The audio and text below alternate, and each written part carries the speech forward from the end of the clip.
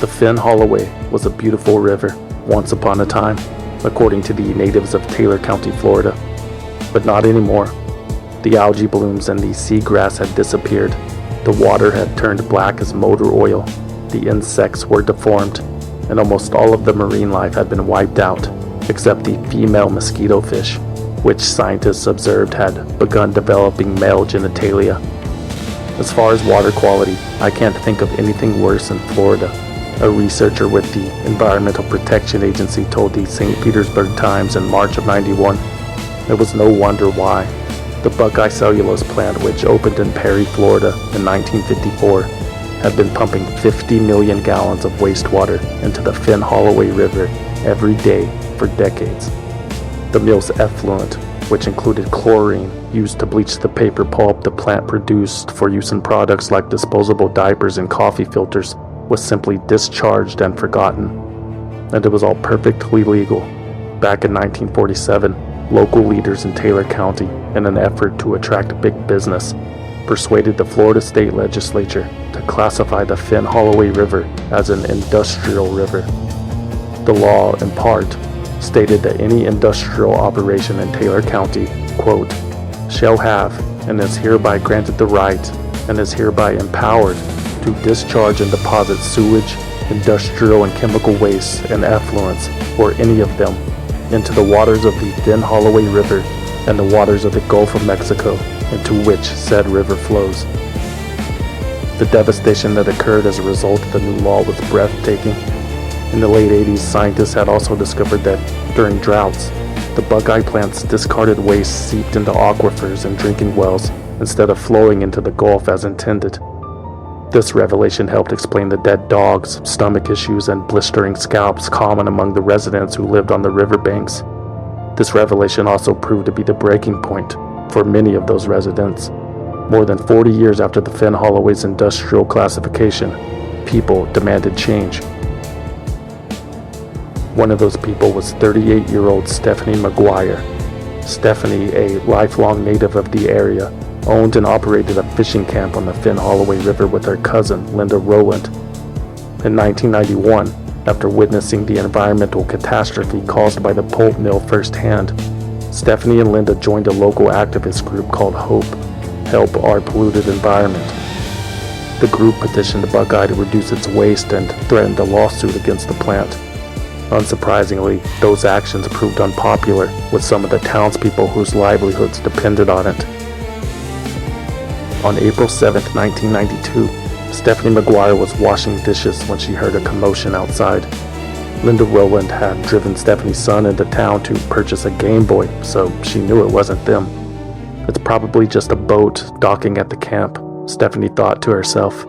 The dogs were barking. She went outside to investigate. There was a man in a small boat trying to get her attention.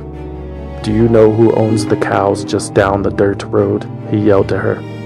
"I think I might have shot one of them, accidentally." Perplexed, Stephanie McGuire walked outside towards the man and locked the gate behind her. As she moved closer to the water's edge, she was struck by a rock to the back of the head. Stephanie fell to the ground. She looked up to see two other men standing over her. They were wearing camouflage and hunting masks. Soon the driver of the boat joined them and tried to pin her down, but Stephanie struggled to her feet, reared back, and landed a satisfying punch.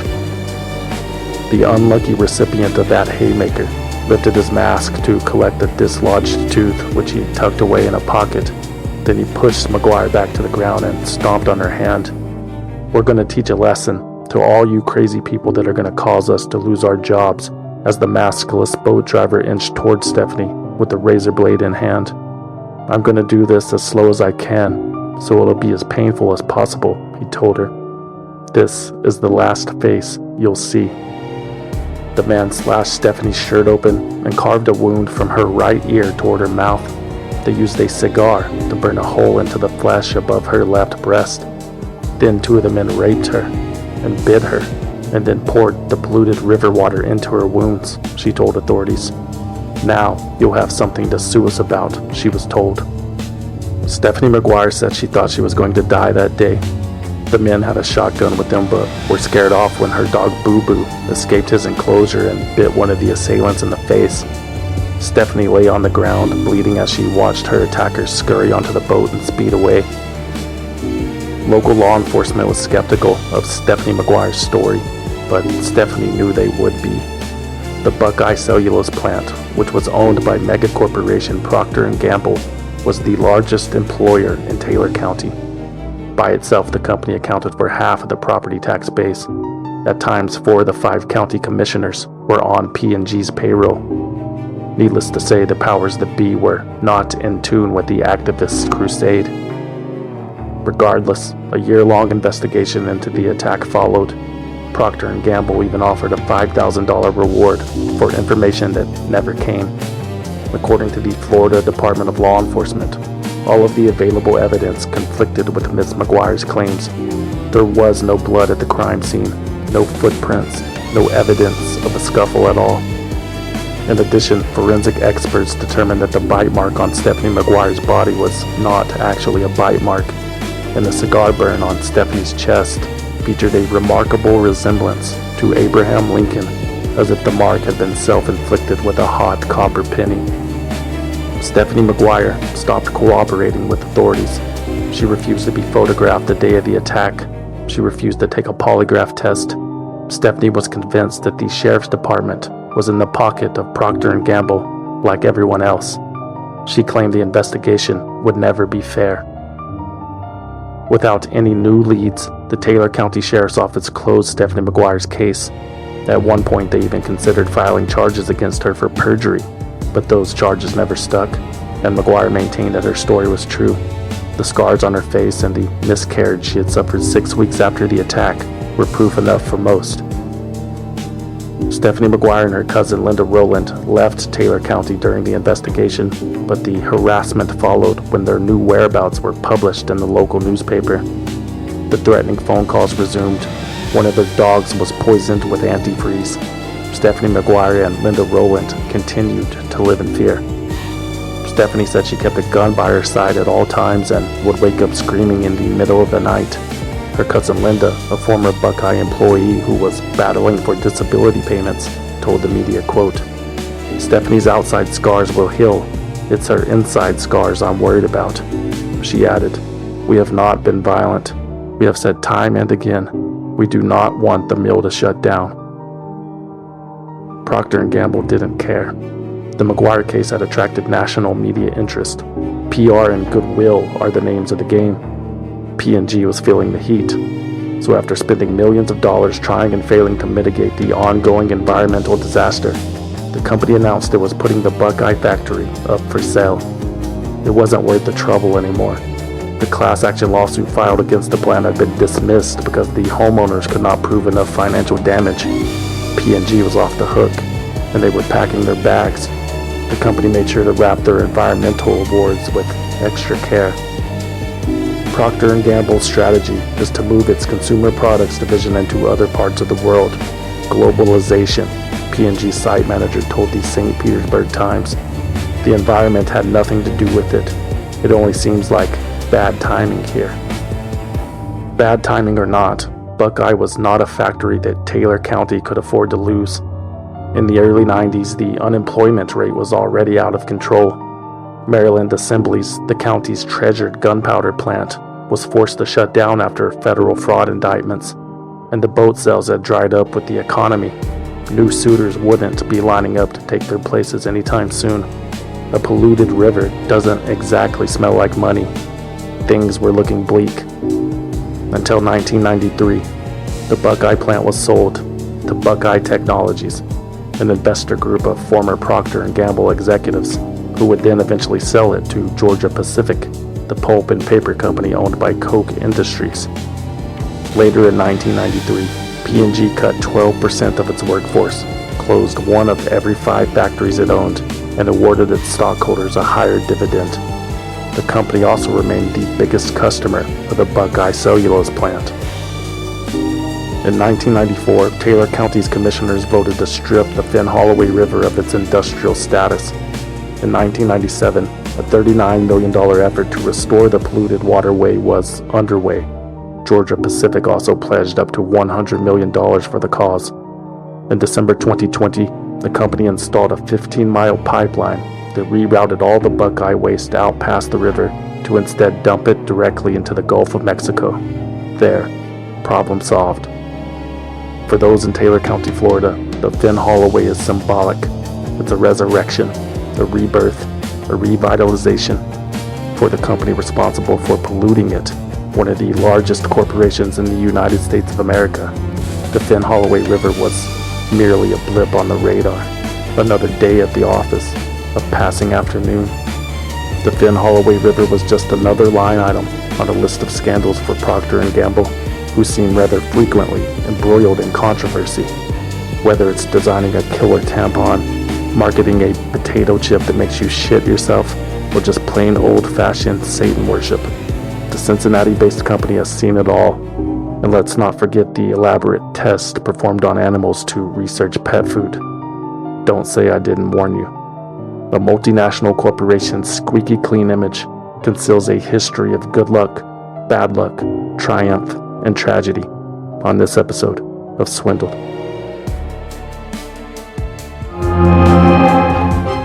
They bribed government officials, clear violations of federal and state law, pay to play millions of taxpayer dollars that were wasted, paid tens of millions of dollars and $1 billion, dummied up its books and records, by falsifying its books and records, responsible for the collapse of the entire system. And in this role of some kind of swindler, is that right?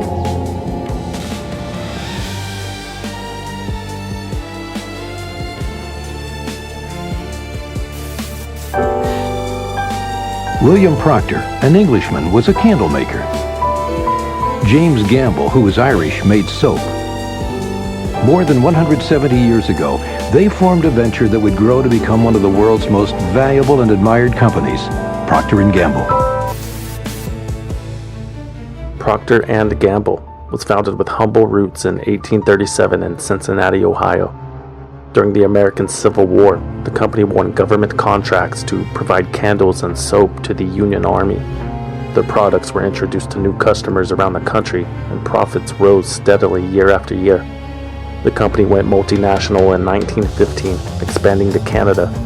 15 years later, in 1930, they crossed an ocean and started selling products in the UK. P&G's rise from that point has been meteoric. Today, Procter & Gamble products touch approximately 5 billion people every day, with markets in over 180 countries. The company dominates the beauty, grooming, healthcare, home, and baby product markets, earning $70 billion in revenue in 2020, with $10 billion of that coming through a lucrative partnership with Walmart, a classic American power couple. Thanks to their brands Tide, Ariel, and Downy, Procter & Gamble accounts for 30% of global fabric and laundry sales. Through Gillette, they deliver a staggering 65% of the world's market for razors and blades, but none of those is P&G's biggest brand. That distinction goes to Pampers, worn by 25 million babies in 100 countries every day. Pampers generates $10 billion in sales annually. In fact, 21 different brands earned more than $1 billion for P&G in 2019. Procter & Gamble spent at least $7 of those billion on advertising in 2020, and the budget increases every year. As a result, the corporation has the reach and influence to force an agenda, rewrite history, or sell a story. As a matter of fact, one of PG's earliest signature products was marketed on a lie. Ivory soap, the first soap to ever float in water. It was more than just a gimmick. It meant that people no longer needed to reach blindly on the bathtub floors to retrieve their lost bars. P&G had a hit on its hands. Ivory became one of the best-selling brands of soap in the world. And for years, P&G gleefully told the tale of Ivory's invention, how an unnamed employee left a batch of soap mixing during his especially long lunch break. Extra air was whipped into the soap and voila, Ivory was born. A happy accident. Lucky us. Except none of that actually happened. The story was invented, just a fun little branding exercise. In reality, floating soap was created on purpose through a series of tests and trials. That unnamed employee who accomplished such a feat Why, that was James Gamble Jr., son of, you guessed it, James Gamble Sr., the Gamble and Procter Gamble. James Jr. was a P&G chemist, and in 1863 he wrote in a notebook, "I made floating soap today. I think we'll make all of our stock that way." A lie, sure, but mostly harmless. Everyone expects tall tales from a salesman, do they not? However, marketing mistruths would land Procter & Gamble in a bit of hot water more than 100 years later. In November 1991, the Attorneys General of 10 states put a stop to a P&G advertising campaign for Love's brand diapers. A magazine advertisement for the brand depicted a hand holding a pile of soil under a banner that read, "90 days ago, this was a disposable diaper."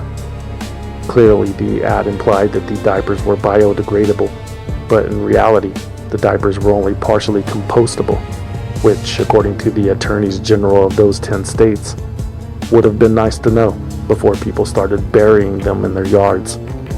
At the time, only 10 American cities had these solid waste facilities to properly process the diapers in the way they were advertised. Procter & Gamble was fined $50,000, but never admitted to any wrongdoing. Introducing Aleve, a non-prescription strength of Anaprox. Only Aleve has 8 to 12-hour dosing. It lasts longer than extra-strength Tylenol. Advil isn't stronger, yet Aleve is gentler to your stomach lining than aspirin. New Aleve. In 1994, Procter & Gamble was back in court for obfuscating the truth about its new anti-inflammatory drug, Aleve. Commercials for Aleve claimed that 1 or 2 pills provided 8 to 12 hours of relief, far more effective than the competition, which only lasted 4 to 8, according to the official-looking bar graph that was plastered all over television screens as part of P&G's $100 million marketing campaign. The competition, specifically American Home Products Corporation, maker of Advil, took issue with the claim and pointed out that the 2 products were virtually identical. It was basic ibuprofen, for which the Food and Drug Administration recommends no more than 1 dose in an 8-hour period because of potential side effects. It did not mean, how P&G had boasted, that the medicine was effective for a longer period of time. Procter & Gamble had twisted a disadvantage into an advantage, but won the lawsuit anyway. The judge rejected the claim that Procter & Gamble had deliberately intended to mislead customers, but said that the mountains of conflicting claims presented about the painkillers had left him with a, quote, monumental headache. In addition to misleading marketing for profit, Procter & Gamble is also known for its socially progressive marketing campaigns that promote brand awareness. In recent years, the company has produced traditional and digital ad spots such as The Talk, which addresses racism in America, as well as The Best Men Can Be, Gillette's attack on toxic masculinity. All noble causes, obviously, but why? It's hard to believe that the corporation embraces social progress from the goodness of its heart, because a corporation has no heart. It has products that it wants to sell to consumers, and it conducts research on those consumers. They understand which way the wind is blowing. In 1993, a Procter & Gamble spokesman admitted as much. Jim Schwartz told the New York Times that the company became interested in the topic of racial harmony after the results of a survey communicated how important the issue was to teenagers at the time. If it's important to teens, then it's important to Clearasil, he said. Despite being probably the first company to post a rainbow version of their corporate logo on social media, it's hard to imagine Procter & Gamble championing any progressive social causes, considering how conservative the company has been internally, traditionally. Former employees have described the culture at P&G as being, quote, a cross between the Marines and the Mormon Church. In the 70s and 80s, at least, the company coached its employees how to dress and where to live. They would tell them when to cut their hair. Proctoids, as the employees lovingly referred to themselves, couldn't even hang artwork in their office unless it was from the company's pre-approved collection. One year, the company even filmed the lunchroom, monitored bathroom use, and analyzed the handwriting on anonymous morale surveys to issue reprimands. Being a Proctoid meant that your phone calls would be monitored on and off site. It meant that security would be trailing you on every business trip. And it meant that if you were a woman, you'd probably be sexually harassed at some point in your career.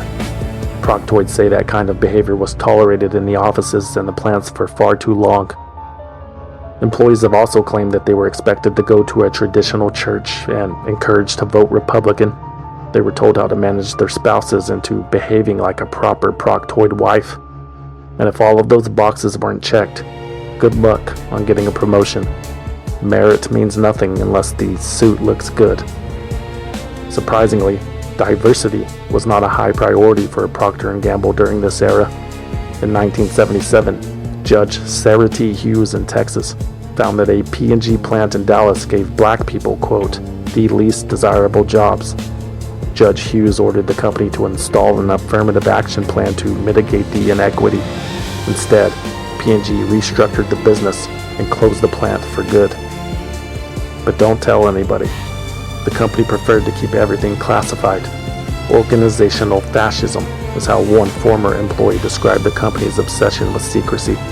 Executives at Procter & Gamble had gone to great lengths to conceal the company's future plans from its competitors. They'd dress up as hunters carrying guns while scouting locations in the woods. At one time, they even set up a sting of their own to arrest a manager who tried to sell a Crest budget book to a rival brand.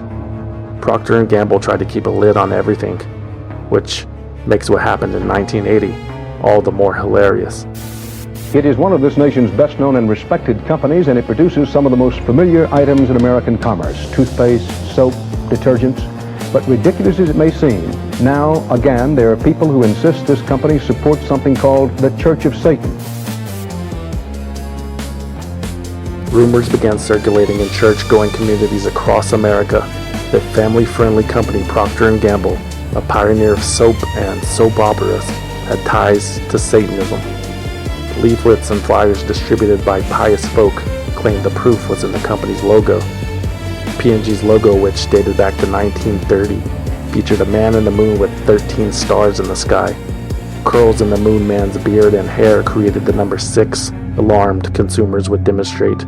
People saw the same number in the stars too. Supposedly clear patterns creating a series of 6s, the mark of the beast. But nothing was mentioned about the imagery used for P&G's product, Mr. Clean, an obvious neo-Nazi if I ever saw one. We're not in the business of selling products like Procter & Gamble, but we are in the business, hopefully, of selling truth. P&G's links to Satanism was such a silly rumor, but it spread like hellfire. The scandal was a product of its time. Early 80s conservative America in the throes of satanic panic. In their minds, caravans of Satan worshippers were on their way to every small-town grocery store in the heartland to stock the shelves full of personal care and cleaning products. Oh, the humanity. Procter & Gamble had no choice but to address the folklore. Your first reaction is to laugh and say, how ridiculous, but people take it very seriously, and so we're taking it very seriously. The company responded by mailing what it called truth packets to areas in which the rumor had infected. The packet contained a history of the company's trademark and letters from trustworthy religious leaders like Reverends Jerry Falwell and Billy Graham. Eventually, the rumor sputtered out, for a couple of years at least, until 1982. That summer, Procter & Gamble received 15,000 phone calls and letters from concerned citizens. This time, the company took an aggressive stance, filing lawsuits against anyone they could find spreading the gossip. P&G was losing its patience. Well, we find it incredible that we have to deal with this rumor in the first place, and that it has grown to this magnitude. The lawsuits worked. The rumors died down once again, but good luck keeping the Dark Lord subdued. In 1985, the New York Times reported that leaflets were circulating in New York City about Procter & Gamble's deal with the devil.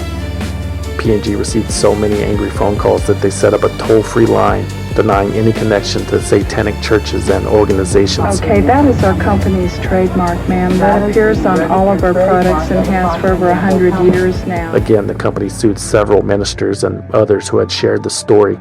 They continued to distribute truth packets, but nothing seemed to work. Well, that kind of rumor to get out, there's got to be something behind it. If it is true, I don't want something like that in my house. If there wasn't something to it, then the talk wouldn't be out, would it? Still, I know that when I go shopping and I pick up one of their products, it'll always run through my mind that something like this was brought out. see what they were up against. Fake news is powerful. Even more concerning was the real news of people slashing the car tires of P&G salesmen and painting 666 on their lawns. Tensions were rising, so the company eventually threw in the towel, probably a disposable one. An American business giant, Procter Gamble, today gave up its battle with Satan. For several years now, rumors have been spread that Procter Gamble's famous trademark, the Man in the Moon and 13 Stars, was connected to Satanism. Well, today the company said it has had enough of this, and it announced that it will phase out its trademark. In April 1985, Procter Gamble begrudgingly changed its logo. After 5 years of what they considered nonsense, this was an easy way to avoid future allegations of Satanism. "We're making this decision out of frustration," a spokesman for P&G told the Chicago Tribune. "We're hoping that by removing the logo from consumer packaging, we will remove some part of the innuendos and false stories that keep hindering us." Unfortunately for Procter & Gamble, news of the logo change only served to spread those innuendos and false stories to a larger audience. And now more consumers than ever were convinced that Procter & Gamble was in bed with Satan and enjoying it. Business owners and public officials were asked about P&G regularly. The Attorney General of South Dakota issued a press release to state that no Procter & Gamble executives had sold their souls to the devil. Believe it or not, the South Dakota Attorney General didn't convince anyone. Procter & Gamble needed to squash the rumors, and that meant finding their source. They brought in the big guns, hiring 2 companies, Pinkerton and Wackenhut, who specialized in exactly this kind of work. But not even this super group of corporate villains could come up with an answer. They found evidence of the rumor everywhere they turned, but nobody could locate its new origins. Meanwhile, the general public was growing more wary of the company. Customers replaced their household P&G products with competitors' brands. Reverend J. Hurley of the Greenbrier Baptist Church in Boonesboro, Maryland, said he bought Cottonelle toilet paper instead of White Cloud toilet paper to avoid being involved in devil worship while wiping his ass. He bragged, "I didn't buy Folgers coffee either. I'm going to replace that brand with Nestle." Reverend Hurley encouraged his congregation to do the same. Procter & Gamble was losing a morality battle to Nestle. How could it get any worse? Well,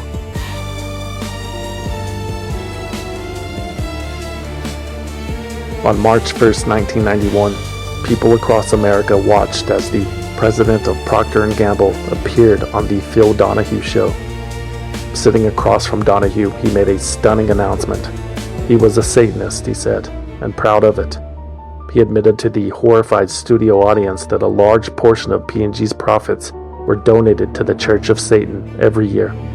When Donahue asked whether he worried about his satanic affiliation hurting company profits, the P&G president laughed it off. He said, quote, "There are not enough Christians in the U.S. to make a difference." Sorry, I couldn't find a clip from that show because it never actually happened. But thousands were convinced they saw it with their own eyes, on their own televisions, sitting in their living rooms with a TV dinner. Some saw it on that day in 1991. Others were sure it was 1982. Some claimed to see the broadcast in 1985. Even more said it was 1989. The deacon at Greenbrier Baptist Church, George Snyder, told a reporter that it hurt him to pick out a new brand of soap. "I was born and raised on Ivory soap," he said. "I have sensitive skin, and it's a good product." But it was a slap on the face when that gentleman was preaching devil worship and said there weren't enough Christians to make a difference. We are Christians, and we can make a difference. When a reporter told Mr. Snyder that nobody from P&G had ever appeared on the Donahue Show, Snyder replied, "Our pastor presented it to us, and if a person of trust presents something to you, you believe it." Even today, people still believe it. Reddit threads and YouTube comments are full of those who remember watching the broadcast. To them and thousands of others, the lack of video evidence is further confirmation of their worst fears. It must be the devil at work. The invented link to Satanism hounded Procter & Gamble for years. The Phil Donahue Show received constant phone calls and letters about it. And as the rumor evolved, other daytime talk shows were roped into it too. A 1999 article in Tulsa World reported on the legend, saying some thought the interview occurred on the Oprah Winfrey Show, while others were sure they saw it on Sally Jesse Raphael. The inquiries piled up, and eventually Sally Jesse Raphael devoted a section on her website's frequently asked questions to address the rumors. Part of it read, quote, "Frankly, this thing has gotten out of hand. If we had this man on our show, and he had said what it's alleged he said, we would have scored a broadcasting scoop and would have trumpeted it to all the newspapers. It would have been to the show's advantage, but there was no scoop, and there were no headlines." In essence, Sally Jesse Raphael said, if it existed, we would have cashed in on it. But not even SJR could convince people that the rumors were untrue. Procter & Gamble couldn't shake their ties to Satanism. After inventing fantasies about ivory soap and creating worlds with the guiding light, this was a reality that they could not control. Not even a multi-billion-dollar advertising budget could convince the public of the truth. In 1991, Procter & Gamble decided to change its logo. The curls in the Moon Man's beard were eliminated, no more sixes, and the company also adopted 2 additional corporate logos to complement the symbol, Procter & Gamble written in script, and the initials P&G that you're more likely to see today. By 1995, Procter & Gamble had settled 14 libel lawsuits against individuals accused of spreading the satanic story. One of the defendants was an Atlanta weatherman, and 4 others were distributors for Amway, the multi-level marketing company owned by the DeVos family. Later that year, P&G filed a lawsuit against another Amway distributor in Salt Lake City named Randy Haugen. The company accused him of reviving the rumors using a voicemail system that delivered a message to thousands of consumers. The case dragged on for more than a decade until finally, in 2007, a U.S. District Court in Cincinnati, where Procter & Gamble is headquartered, found in favor of the company and awarded P&G more than $19 million. The defendant, Randy Haugen, told reporters, quote, "It's hard to imagine they'd pursue it this long, especially after all the retractions we put out. We are stunned, all of us." For Procter & Gamble, it was business as usual.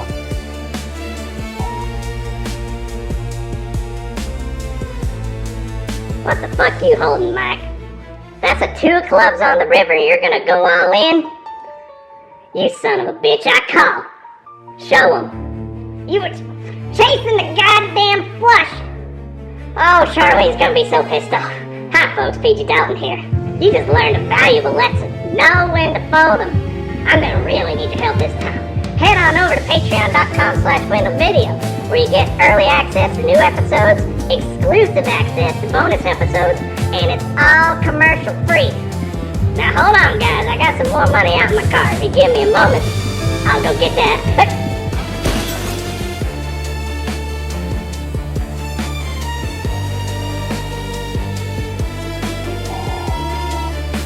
If you've never read a package in your life, read this one. It tells all about a fantastic tampon called Rely from Procter & Gamble. It's totally different from any other tampon. See, Rely is made of 2 materials. Each has advantages of its own, but combined, they're even better. Rely's shape is unique too, but read the package, and I bet you never go back to what you buy now. Remember, they named it Rely. In 1975, Procter & Gamble introduced its first feminine hygiene product, Rely tampons, a different kind of tampon. In a competitive field, P&G had the cash to flood the market with its new creation. An estimated 26 million women received free Rely samples. Many went on to become loyal customers. Unfortunately, in this case, Procter & Gamble's marketing dribble turned out to be true. The super absorbent Rely tampons were totally different from its competitors because Rely tampons contain synthetic chips of polyester and carboxymethylcellulose, which is a derivative of wood pulp. Rely tampons were also shaped like a tea bag and featured a net that contained the synthetic chips that absorbed the menstrual blood. Rely could absorb an entire menstrual flow in one tampon, its users claimed. No women were involved in the development of this product, by the way. Another unique feature of Rely tampons was the ulcerations that would form in the vaginal wall of its users, which created a breeding ground for bacteria. Soon after the product launched, women who had switched to Rely reported infection, diarrhea, vomiting, swelling, and pain. A report by the National Center for Biotechnology Information includes horrifying testimonials. One woman claimed her Rely tampon swelled so much that she likened it to, quote, trying to remove an open umbrella from her body. Another described a night in 1980 when she tried Rely tampons for the first time. She went to a Styx concert in Oakland, and when she returned home and removed the tampon hours later, her vagina had swollen so much that she wondered if she had lost her virginity. Not an uncommon occurrence at a Styx concert, but the scare resulted in that woman and many others never using Rely tampons ever again. Patricia Kim, an Iowa woman, never used Rely tampons ever again either because Rely tampons killed her. On her sister's advice, Pat began using Procter & Gamble's revolutionary new tampon the day after Labor Day in 1980. 3 days later, she developed flu-like symptoms. By Friday, Pat's blood pressure was non-existent, and her body had turned black and blue. That Saturday, September 6th, Patricia Kim's heart stopped beating. She was only 25 years old. Pat's family agreed to donate her organs, but only her eyes were salvageable. The rest of her organs had been too damaged by the disease.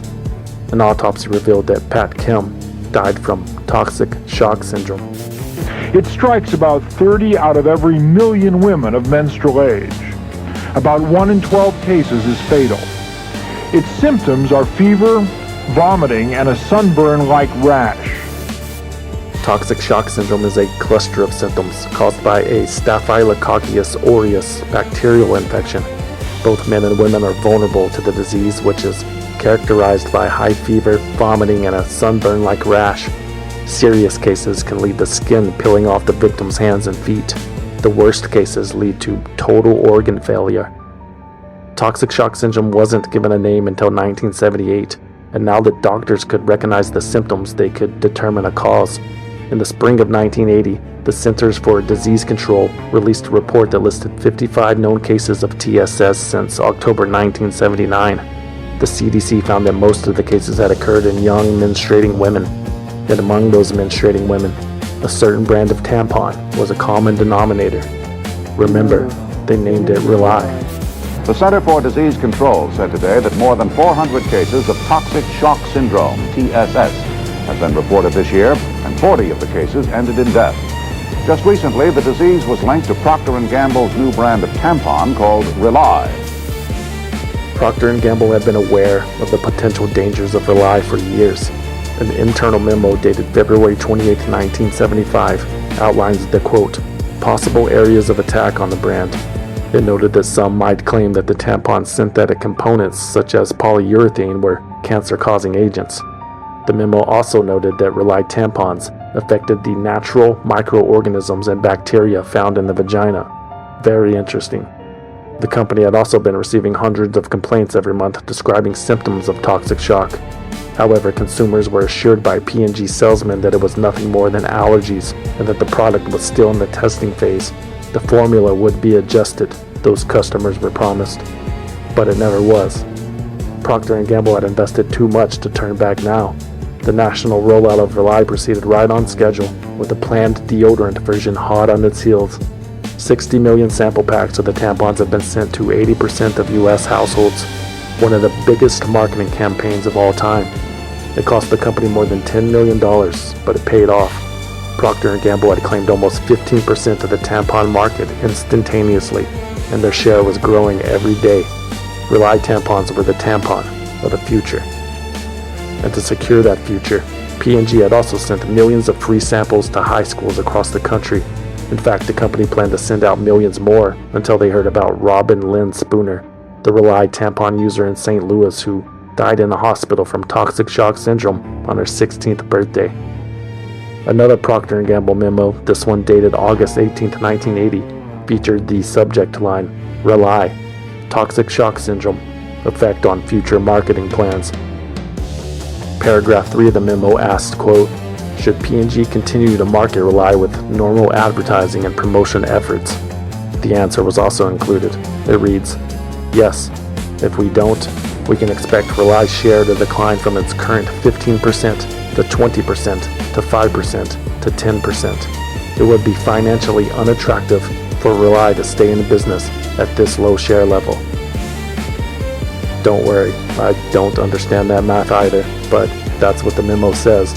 And it also says, quote, as a public service, we could communicate the symptoms of toxic shock syndrome so that women would know that they should go to the hospital quickly if they have these symptoms. This option should be considered, but it is probably premature to do this at this time. Procter & Gamble never issued that warning or any other kind of warning, and less than a month later, the CDC publicly reported that 70% of the women who had been inflicted with toxic shock syndrome were using Rely tampons at the time. P&G contested the findings. The company claimed Rely was falsely linked because of all the free samples it had distributed. It was the first brand that should come to mind when women were asked what kind of tampon they used. They'd spent $10 million to occupy that brain space, and now they were being unfairly blamed. The company claimed it had fallen victim to its own success. Women who use Rely tampons should stop using them and return any unused product to Procter & Gamble for a refund. And after an unsuccessful attempt at lobbying Congress to support the company, in September 1980, Procter & Gamble reluctantly began removing Rely tampons from supermarket shelves. The Food and Drug Administration forced the company to launch a massive advertising campaign to warn women about the dangers of using the tampon and to buy back any unused product. Procter & Gamble only agreed to the recall after signing a consent agreement stating that Rely was not defective, nor had the company violated any laws. Meanwhile, back at the P&G headquarters in Cincinnati, every document with the word Rely typed on it was shredded. The company never admitted fault. Procter & Gamble, which makes the tampon, says the recall does not imply fault. In a statement, the company said it was being done despite the fact that we know of no defect in the Rely tampon, and despite evidence that the withdrawal of Rely will not eliminate the occurrence of TSS, even if Rely's use is completely discontinued. The Rely tampon recall was one of the largest recalls in U.S. business history. Procter & Gamble lost $75 million by discontinuing the product. Another $75 million was set aside as potential settlements for the hundreds of lawsuits that followed. Delitha Dawn Lampshire's case was the first to go to court. The 18-year-old said she had spent 5 days in the hospital battling the physical ailments after contracting toxic shock syndrome. Delitha said the emotional trauma had forever altered her personality. After getting sick, she worried that, quote, no man would want to marry me. This case is expected to set a precedent for the more than 200 other lawsuits that have been filed against Procter & Gamble. The company has set aside $75 million for losses. But Procter & Gamble still says its Rely tampons are safe, and the only reason they were pulled off supermarket shelves was to wait for the scientific community to reach the same conclusion. A federal jury in Colorado found Procter & Gamble guilty of negligence and sale of a defective product in the Delitha Dawn Lampshire case. The company settled with Miss Lampshire out of court for an undisclosed amount. Procter & Gamble settled most of the Rely cases out of court for undisclosed amounts with confidentiality agreements attached, of course. The company did not want anyone speaking out. The PR was already bad enough. However, there was one plaintiff who refused to settle. Mike Kim, the widow of Pat Kim, wanted to go to trial. So naturally, Procter & Gamble proceeded to publicly humiliate the man. The company's lawyers grilled Mr. Kim about his wife's sexual history and whether the couple engaged in oral sex. They asked him if Pat had been faithful in their marriage and also pointed to her IUD as the potential source of the infection that killed her. Before the trial, P&G offered hefty research grants to every doctor that had studied toxic shock syndrome. The prosecution had trouble finding expert witnesses willing to testify that Rely tampons were the culprit, even though the CDC had reported that 7 deaths were linked to the brand. By the way, 7 deaths was a modest estimate because of the reporting criteria. The true number will never be known. During the trial, Procter & Gamble also distributed millions of free products in the Cedar Rapids area as a way to generate goodwill and hopefully influence the jury. Free toilet paper is always appreciated, but it didn't work. Or did it? A federal jury today found Procter & Gamble guilty of negligence in the death of a woman who developed toxic shock after using the company's Rely tampons. Her family was awarded $300,000 compensation. This is the second time a jury has ruled against Procter & Gamble in a toxic shock case. On April 22nd, 1982, a jury awarded $300,000 to the family of Patricia Kim, a far cry from the $30 million that was being sought. The jury reportedly had decided not to award the plaintiff punitive damages because they were afraid it would bankrupt the company by setting a precedent for future lawsuits. Who says empathy is dead?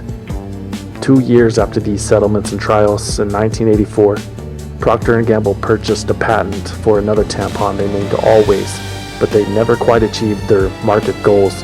So in 1997, the company bought the manufacturer of Tampax. P&G is currently the largest tampon producer in the world. And the company never could let go of that super absorbent technology found in Rely, of which it was so proud. Carboxymethylcellulose was discovered in P&G's new Ultra Pampers diapers that were introduced in 1986. Parents began complaining of rashes, oozing blood, fever, vomiting, and staph infections affecting their children while using the product. After switching their babies to a non-chemical diaper, parents report that all symptoms disappear, Judy Bayman wrote in the Rochester Democrat and Chronicle. Procter & Gamble quickly and quietly reformulated their diapers. Nice try. Also in 1986, the company suffered another massive product failure, though this one was no fault of their own. When arthritis pain says you can't, remember, Encaprin lets you say, I can. After enduring the worst quarter in Procter & Gamble history, thanks to the Rely debacle, the company introduced several new products to recoup the millions they had lost. One of those new products was a time-release aspirin called Encaprin. It was the company's predecessor to Aleve, a can't-miss venture. P&G launched Encaprin as part of a $400 million promotional campaign in 1984. For 2 years, the product performed admirably. But fate, or karma, intervened on March 29, 1986. An anonymous caller to Procter & Gamble's toll-free consumer hotline said he had placed cyanide-filled capsules inside 5 bottles of Encaprin at Walgreens and Kroger stores in Detroit and Chicago. P&G immediately notified those companies' headquarters, and within 24 hours, Encaprin was removed from 3,000 stores. Within a week, all of the Encaprin in the nation had been recalled. The swift response was a result of the Tylenol murders 3 years earlier, where 7 people died after ingesting cyanide-laced medication that had been purchased. Law enforcement all over the country had been dealing with copycat crimes ever since. Every threat was taken seriously. They did not want history to repeat itself, and it wouldn't, at least not this time. The call to Procter & Gamble was determined to be a hoax. Investigators said the caller provided phony code numbers for the packages he allegedly contaminated, and at the time, there were no Walgreens drugstores in Detroit. But the damage had been done, and Encaprin returned, but consumer confidence in the product never did. Sales tanked and never recovered. 5 months after the recall, Encaprin was forever removed from store shelves. And it wasn't the only product from Procter & Gamble's big push that struggled. The company's new orange juice venture, Citrus Hill, was also not meeting expectations. That's according to an unidentified company insider who reported that information to Alicia Swayze at the Wall Street Journal in 1991. The informant claimed that the entire food division at P&G was underperforming. Parts of it might even be sold off, the source had tipped, and the executive vice president overseeing that division was being pressured to resign. On June 10, 1991, Alicia Swayze published an article based on that information. That same day, the executive vice president of P&G's food division did resign, and the company launched an internal investigation to find the source of the leak. They were unsuccessful. But Procter & Gamble's vengeful CEO at the time, Ed Arts, wouldn't let it go. He contacted the Hamilton County Prosecutor's Office, who quickly opened a grand jury investigation into the matter. Judge Arthur New, who had received thousands of campaign donations from P&G executives, pushed the case through. And a man named Gary Armstrong at the Cincinnati Police Department was assigned as lead investigator. Gary Armstrong was also a part-time security officer for Procter & Gamble. Police in Cincinnati are trying to find out who inside the giant Procter & Gamble company may have committed a crime by talking with a reporter. The telephone company Cincinnati Bell had no problem turning over phone records either. The chairman of the company was a personal friend of Ed Arzt, and that's what friends are for. Records for more than 800,000 homes in the Cincinnati area were analyzed. Every outgoing call to Pittsburgh, where journalist Alicia Swayze was stationed, all to satisfy a corporation's lust for revenge and secrecy. Still, they found nothing. Soon after, Procter & Gamble discontinued their orange juice brand because it was underperforming. Nothing Alicia Swayze had published turned out to be untrue. Yet P&G trampled on the privacy of hundreds of thousands of people and apologized for nothing. The company said it was merely trying to protect its trade secrets. Critics rejected P&G's explanation. The information that leaked would not have given anybody a competitive advantage. As Alicia Swayze herself described it, it's not like she had published the Tide formula. P&G disagreed. I see this as a very simple issue. First, the press has a right to talk to our people. We have a right to take action to protect the company's most valuable assets, its trade secrets. The company did eventually acknowledge that they might have gone overboard with the privacy invasion, but only because they were caught. CEO Ed Arzt told the New York Times, quote, "I've had a lot of time to think about this while I was fishing. We made an error in judgment. We regret it. We thought we were doing the right thing, and frankly, we were just plain wrong. As tradition, no apology. Move on like it never happened." But it did happen. And as the decade wore on, leaks would continue to haunt Procter & Gamble. Though in the late 90s and early 2000s, it would be a leak of a different kind.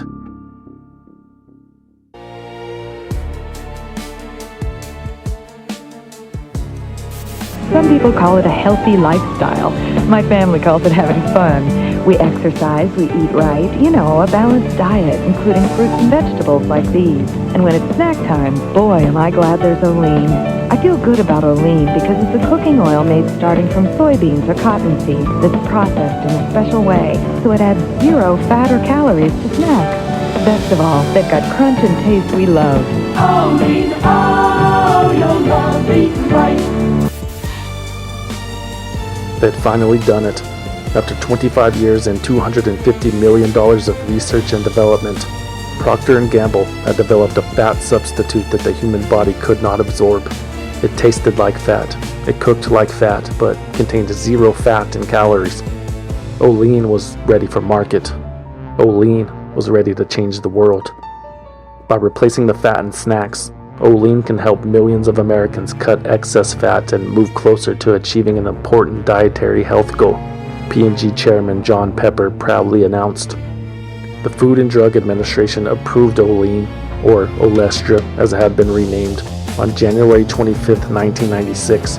Procter & Gamble began testing Olestra versions of its own Pringles potato chips and started selling the chemical to Frito-Lay, who began making what they called WOW versions of their popular brands. P&G confidently projected $1 billion in sales by the end of 1998. So we put these chips to the test. How is it? Adequate. Adequate? Would you believe it that these are totally fat-free? No. Pretty good. What do you think now? They're the new WOW chips and they are totally fat-free. I can't tell the difference. But like most diet foods, it was too good to be true. Consumer advocates like Michael Jacobson at the Center for Science in the Public Interest urged Americans to avoid Olestra. Researchers warned that the sucrose polyester acts as a laxative. If ingested, Olestra would cause diarrhea, cramps, gastrointestinal problems, maybe even cancer. There were also concerns that essential vitamins were sticking to the Olestra molecules and were inadvertently being flushed out of the body. Most nutritional researchers agreed that there was cause for concern. This pain was so sharp and of such a magnitude that I would say it was almost like the beginning of a labor. The very onset of labor feels very much like that, a very sharp gas-type pain. And that's what I was having, and I did have those for hours. Olestra's initial splash into the market was less than impressive, and the warning that the FDA required products containing the chemical to bear wasn't helping matters. It read, "Olestra may cause abdominal cramping and loose stools." Olestra inhibits the absorption of some vitamins and nutrients. Vitamins A, D, E, and K have been added. However, notable health experts, such as Rush Limbaugh, rushed to the company's defense.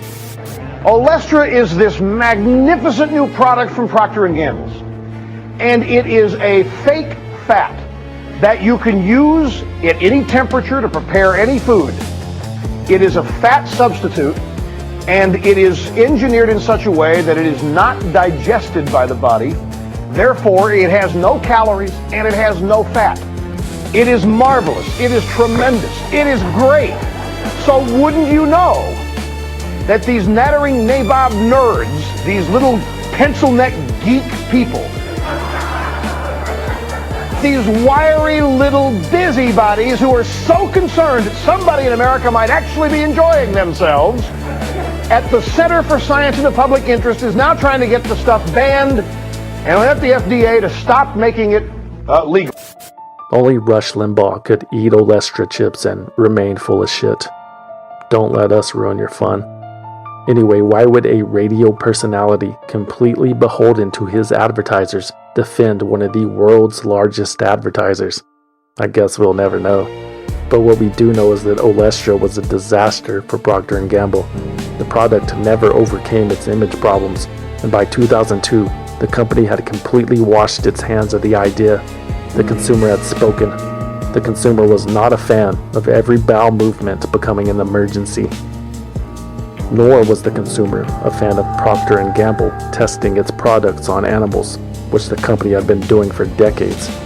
In 1999, around the time Olestra was making waves, P&G announced that it would scale down its use of animal tests for many of its beauty, fabric, home care, and paper products.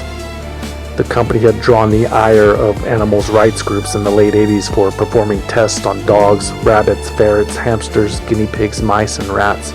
The tests usually involved forcing chemicals into the animals' eyes and throats or rubbing them on their shaved and abraded skin. There was no escaping the pain. The animals were trapped in restraining devices. Some of them would reportedly break their own backs trying to get away. It was horrific and pointless. The animal rights groups alleged that animal testing was not accurate. The data cannot be extrapolated for human use because of the enormous differences in metabolism and physiology. Plus, plenty of non-animal alternative testing methods had already become available. Yet Procter & Gamble carried on for another decade. And even after the company announced it would end animal testing on most of its existing consumer goods in 1999, P&G retained the right to test future products on animals. And it was a right that the company would exercise in the not-so-distant future. Whose dog? Yeah, one of the dogs we did surgery on yesterday. Oh, really? The old dog. Looks like it bled out of its mouth, though. In 2001, the United Kingdom's Sunday Express ran a front-page story exposing how Procter & Gamble's new pet food brand Iams had funded experiments on cats, dogs, and other animals. Details of the gruesome tests were buried in obscure scientific papers uncovered by an animal rights group called Uncaged Campaigns. In one study, 24 young adult mixed breed dogs had a kidney surgically removed to induce rapid onset renal failure. After 7 months of examination, all 24 dogs had either died or been killed. In another test, the stomachs of 28 cats were exposed so scientists could analyze the effects of feeding them fiber. None of them survived. Other cats were kept alive, force-fed to obesity, and then starved. The research was investigating the link between weight loss and liver disease. Iams also sponsored a study in which 14 husky puppies were repeatedly injected with live virus vaccines and allergy-causing proteins during the first 12 weeks of their lives. Researchers were trying to determine just how severely allergic dogs could become. There were other tests too, but you get the point. Iams had gone too far in its quest to understand animal nutrition.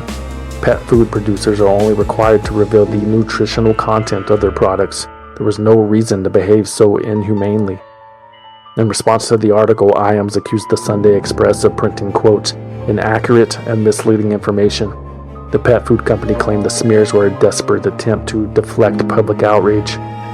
The Sunday Express replied that if the allegations were untrue, Iams would be entitled to sue them for libel.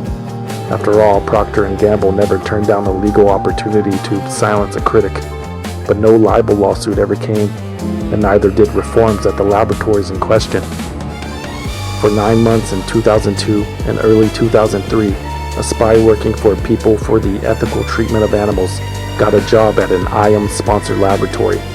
The PETA Observer documented her experience on video, and it's hard to watch.